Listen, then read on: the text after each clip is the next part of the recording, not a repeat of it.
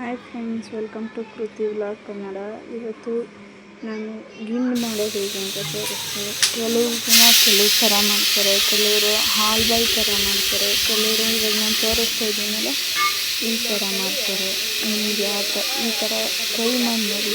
ತುಂಬ ಟೇಸ್ಟ್ ಅಂತ ತುಂಬ ಚೆನ್ನಾಗಿರುತ್ತೆ. ನಿಮ್ಗೆ ಇಷ್ಟ ಆದರೆ ನೀವು ಟ್ರೈ ಮಾಡಿ. ಮೊದಲಿಗೆ ನಾನು 1-2 ಲೀಟ್ರಷ್ಟು ಹಾಲು ತೊಗೊಂಡಿದ್ದೀನಿ.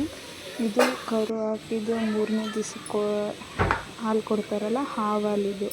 ಅದನ್ನು ಚೆನ್ನಾಗಿ ಕಾಯಿಸಿ ಮೀಡಿಯಮ್ ಫ್ಲೇಮಲ್ಲೇ ಕಾಯಿಸ್ಬೇಕು. ಹೈ ಫ್ಲೇಮಲ್ಲಿ ಇಟ್ಟರೆ ಹಾಲು ಹೊಡೆದೋಗುತ್ತೆ. ಮೀಡಿಯಮ್ ಫ್ಲೇಮು ಇಲ್ಲ ಲೋ ಫ್ಲೇಮಲ್ಲಿಟ್ಟು ಚೆನ್ನಾಗಿ 7-8 ಸತಿ ಕುದಿ ಬರಬೇಕು. ಚೆನ್ನಾಗಿ ಕುದ್ದಿ ಹಾಲು ಒಡ್ಕೊಂಡಂಗೆ ಆಗುತ್ತೆ. ನೀವು ಹಾಲು ಒಡ್ಕೊತು ಅಂತ ಟೆನ್ಷನ್ ತೊಗೋಬೇಡಿ. ಹಾಲು ಒಡ್ಕೊಂಡಂಗೆ ಆದ್ರೇ ಟೇಸ್ಟ್ ಅದು ಬರೋದು.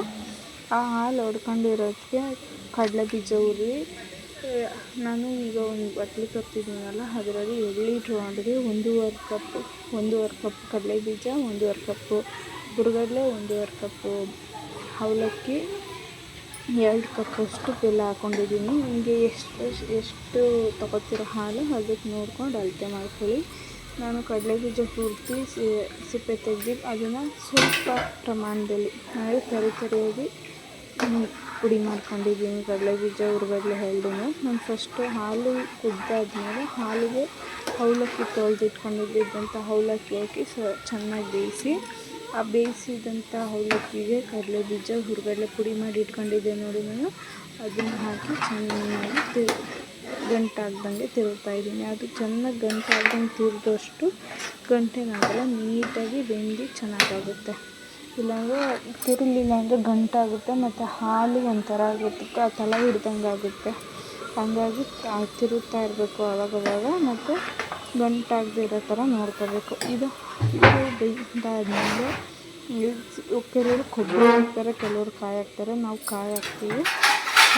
ಸ್ವಲ್ಪ ಕಾಯಿ, ಒಂದು ಅರ್ಧ ಹೋಳು ಅಷ್ಟು ಕಾಯಿ ಹಾಕಿದ್ದೀನಿ. ಅದಾದಮೇಲೆ ಕಾಯೆಲ್ಲ ಹಾಕಿದ್ಮೇಲೆ ಮೇಲೆ ಫ್ಲೇಮಲ್ಲಿ ಚೆನ್ನಾಗಿ ಕೈ ಆಡಿ ಚೆನ್ನಾಗಿ ಬೇಯಿಸಬೇಕು.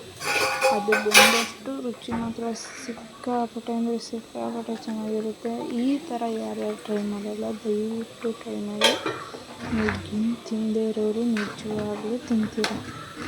ನಮ್ಮ ಮನೇಲಿ ಗಿಣ್ಣು ಅಷ್ಟು ಇಷ್ಟಪಟ್ಟು ತಿಂತಾರೆ. ಅದಕ್ಕೆ ಚೆನ್ನಾಗಿ ತಿರುವಾದ್ಮೇಲೆ ಈ ಬೆಲ್ಲನ ನಿಮ್ಗೆ ಎಷ್ಟು ರುಚಿ ಬೇಕು, ಎಷ್ಟು ಸಿಹಿ ಬೇಕು ನೋಡಿಕೊಂಡು ಬೆಲ್ಲನ ಚೆನ್ನಾಗಿ ಕುಟ್ಬಿಟ್ಟು, ಇಲ್ಲ ಚೆನ್ನಾಗಿ ಜಜ್ಜಿಬಿಟ್ಟು ಹಾಕೋರು ಕರಗುತ್ತೆ. ಕೆಲವರು ಇಲ್ಲ ಅದು ಡಸ್ಟ್ ಇರೋದು ನೋಡ್ಕೊಂಡು ಚೆನ್ನಾಗಿ ಕರಗಿಸ್ಬಿಟ್ಟು ಬೇರೆ ತಪ್ಪಲೆಲ್ಲ ಅದನ್ನು ಬೇಕಾದ್ರೂ ಹಾಕ್ಬೋದು. ನಿಮಗೆ ಹೆಂಗೆ ಇಷ್ಟ ಬರುತ್ತೆ ಹಂಗೆ ಹಾಕ್ಬೋದು. ನಾನು ನೋಡ್ತೀನಿ ಹಂಗೆ ಕುಚ್ಬಿಟ್ಟು ಹಂಗೆ ಹಾಕಿದ್ದೀನಿ. ನಿಮ್ಗೆ ಹೆಂಗೆ ಇಷ್ಟ ಬರುತ್ತೆ ಹಂಗೆ ಹಾಕ್ಬೋದು. ನಾನಿಲ್ಲಿ 2 ಕಪ್ಪಷ್ಟು ಹಾಕಿದ್ದೀನಿ ಬೆಲ್ಲ. ನಾನು ಆವಾಗ ಫಸ್ಟ್ ತೋರಿಸಿದ್ಮೇಲೆ 3 ಕಪ್ಪು, ಆ ಕಪ್ಪಲ್ಲೇ ನಾನು ಎಲ್ಲ ಅಳತೆ ಮಾಡಿರೋದು. ನಿಮಗೆ ಯಾವುದ್ರಲ್ಲಿ ಅಳತೆ ಬೇಕೋ ಆ ಅಳತೆ ತಗೊಂಡು ಮಾಡಿ. ತುಂಬ ಚೆನ್ನಾಗಿರುತ್ತೆ. ಮತ್ತು ಕೈ ಆಡ್ತಾ ಇರಬೇಕು ಮಧ್ಯೆ, ಇಲ್ಲಾಂದರೆ ಅದು ತಳ ಎಲ್ಲ ಸೀದೋದಂಗೆ ಆಗುತ್ತೆ.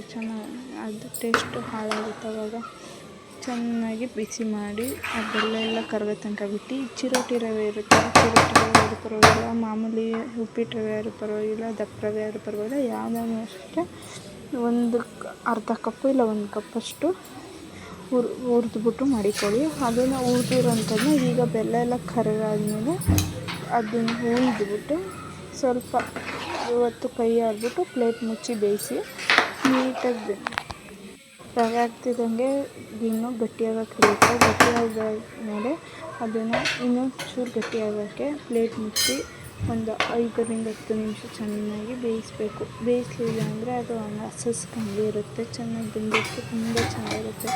ನೀವು ಯಾವುದೇ ಕಾರಣಕ್ಕೂ 7-8 ಸತಿ ಅದು ಕುದಿ ಬರೋ ತನಕ ಕಾಯಿಸಲೇಬೇಕು ಹಾಲು, ಇಲ್ಲಾಂದರೆ ಟೇಸ್ಟು ಹೋಗ್ಬಿಡುತ್ತೆ. ಮರಿಬೇಡಿ ಅದನ್ನು ಮಾತ್ರ. ಈಗ ರವೆ ಹಾಕಿ ಎಲ್ಲ ಮಾಡಿ ನಾನು ಮುಚ್ಚಿ ಒಂದು 5-10 ನಿಮಿಷ ಬಿಟ್ಟಿದ್ದೀನಿ. ಈ ಥರ ಮಾಡಿದರೆ ನಿಮ್ಮ ಗಿಣ್ಣು ತುಂಬ ಚೆನ್ನಾಗಿ ರೆಡಿಯಾಗುತ್ತೆ. ಇದು ಬಿಸಿಲು ತಿನ್ನೋದಕ್ಕಿಂತ ತಣ್ಣಗಾದ್ಮೇಲೆ ತಿನ್ನೋದು ತುಂಬ ಟೇಸ್ಟ್ ಇರುತ್ತೆ. ನಿಮ್ಗೆ ಇದೇ ರೀತಿಯಾದ ವೀಡಿಯೋಸ್ ಬೇಕು ಅಂದರೆ ದಯವಿಟ್ಟು ಕೃತಿ ಬ್ಲಾಗ್ ಕನ್ನಡನ ಸಬ್ಸ್ಕ್ರೈಬ್ ಮಾಡಿ, ಲೈಕ್ ಮಾಡಿ, ಶೇರ್ ಮಾಡಿ, ಸಬ್ಸ್ಕ್ರೈಬ್ ಮಾಡಿ. Thank you for watching. ಇನ್ನಷ್ಟು ವಿಡಿಯೋಗಳಿಗಾಗಿ ಕಮೆಂಟ್ ಹಾಕಿ. ನಿಮಗೆ ಅದೇ ರೀತಿ ರೆಸಿಪಿ ಬೇಕಂದ್ರೆ ಕಮೆಂಟ್ ಹಾಕಿ, ನಾನು ವಿಡಿಯೋ ಮಾಡಿ ಹಾಕ್ತೀನಿ. Thank you for watching.